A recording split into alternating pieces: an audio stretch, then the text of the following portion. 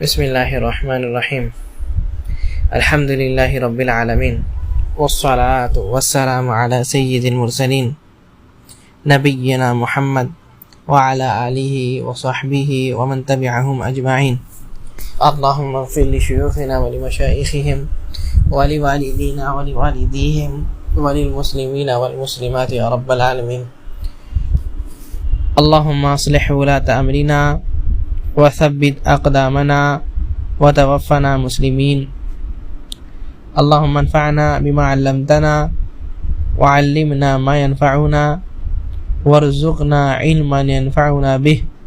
ونعوذ بك بعلم لا ينفع ونسألك بعلم لا ننسى۔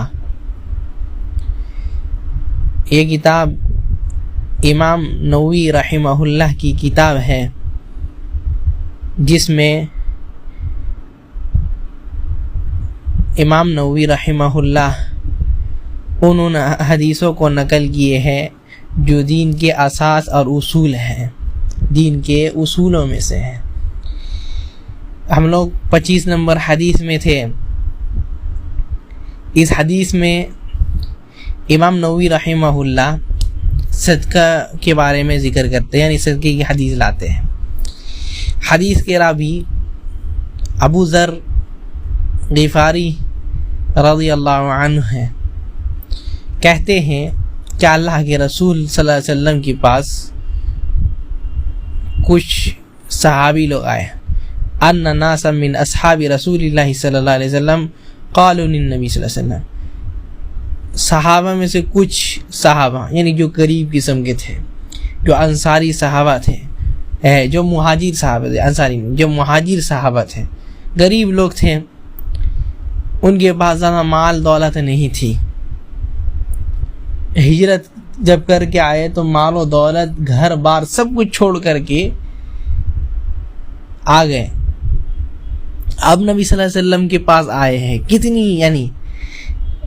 نیکی کرنے کی کتنی چاہت ہے، سب کچھ چھوڑ دیے، گھر بار چھوڑ دیے، بیوی بچے کو چھوڑ دیے، مال و دولت کو چھوڑ دیے۔ اب بھی نبی صلی اللہ علیہ وسلم کو آ کر کے پوچھتے ہیں اللہ کے رسول صلی اللہ علیہ وسلم اور بھی نیکی کرنا ہے، کیا کہتے ہیں؟ وہی سوال ہے۔ کہتے ہیں اللہ کے رسول صلی اللہ علیہ وسلم یا رسول اللہ ذهب اہل الدثور بالاجور، اللہ کے رسول صلی اللہ علیہ وسلم جو لوگ مالدار ہیں وہ لوگ تو سارے اجر لے کر کے چلے جا رہے ہیں، جو لوگ مالدار ہیں وہ لوگ سارا اجر جو ہے لے کر کے چلے جا رہے ہیں، یعنی صدقہ کر کے، خیرات کر کے، اپنے مال کا زکوٰۃ ادا کر کے، جہاں بھی کوئی کام ہوتا ہے مال کی ضرورت پڑتی خرچ کر دیتے۔ یصلون کما نصلی، اللہ کے رسول صلی اللہ علیہ وسلم وہ لوگ نماز پڑھتے ہیں جیسے کہ ہم لوگ نماز پڑھتے ہیں، ویصومون کما نصوم، اور وہ لوگ روزہ رکھتے ہیں جیسے ہم لوگ روزہ رکھتے ہیں، وہ لوگ بھی روزہ رکھتے ہیں، ہم لوگ بھی روزہ رکھتے ہیں۔ ویتصدقون بفضول اموالہم، کیا ہے؟ ویتصدقون بفضول اموالہم، پھر وہ لوگ جو ہے جو فضول اموال ہے، یعنی جو لوگ کے زائد مال ہیں، جو لوگوں کے زائد مال ہے وہ اللہ کے راستے میں خرچ کرتے ہیں، اللہ کے راستے میں خرچ کرتے ہیں۔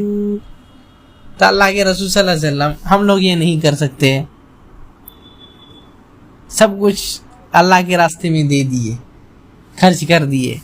اب کیا ہے اور زیادہ نیکی کی طلب ہے۔ تو نبی صلی اللہ علیہ وسلم کہتے ہیں الیسا قد جعل اللہ ما تصدقون، کیا اللہ تعالیٰ نے تمہارے لیے ایسی چیزیں جاری نہیں کر دی، یا ایسا چیز اللہ تعالیٰ تمہارے لیے نہیں کر دیا جو تم صدقہ کر سکو، جس سے تم لوگ صدقہ کرنے کی حاصل کر سکو؟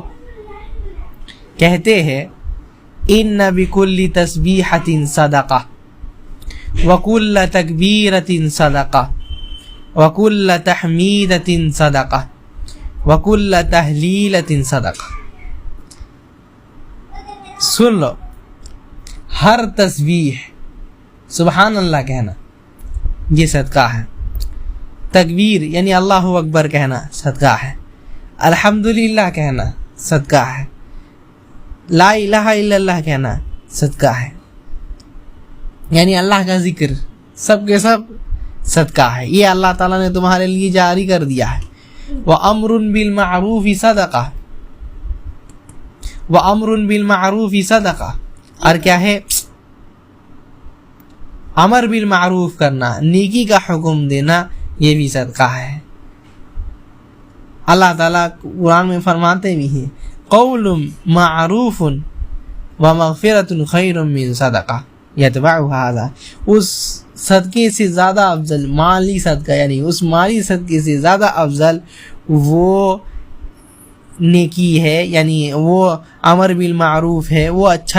اچھی بات ہے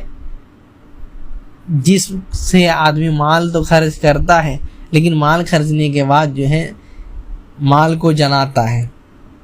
احسان جتاتا ہے، اس سے